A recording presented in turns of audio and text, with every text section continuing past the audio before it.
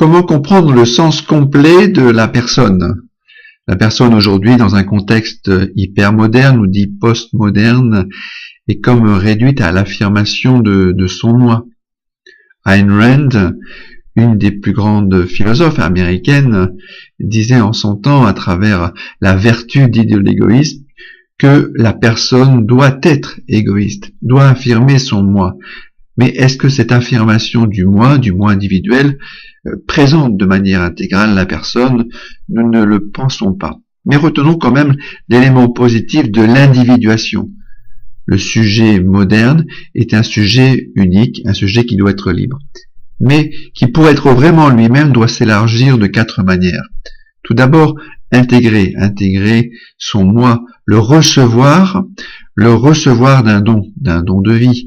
Dieu, la famille, mais aussi la société, qui donne à ce moi son histoire, sa genèse, son origine.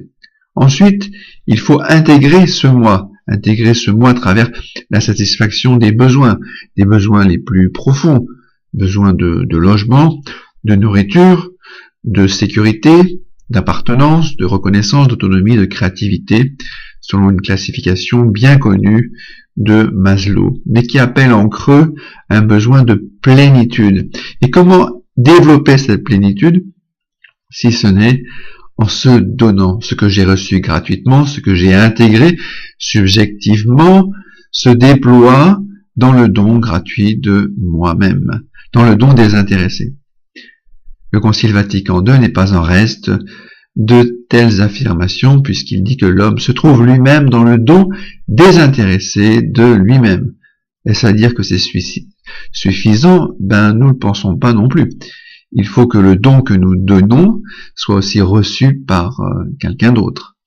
Et cela s'appelle partager le don, faire œuvre de communion. Ainsi, la personne ne se réduit pas à son individualité, mais s'ouvre en amont à son origine, en aval au don de soi, et plus largement au don de soi qui est reçu par les autres.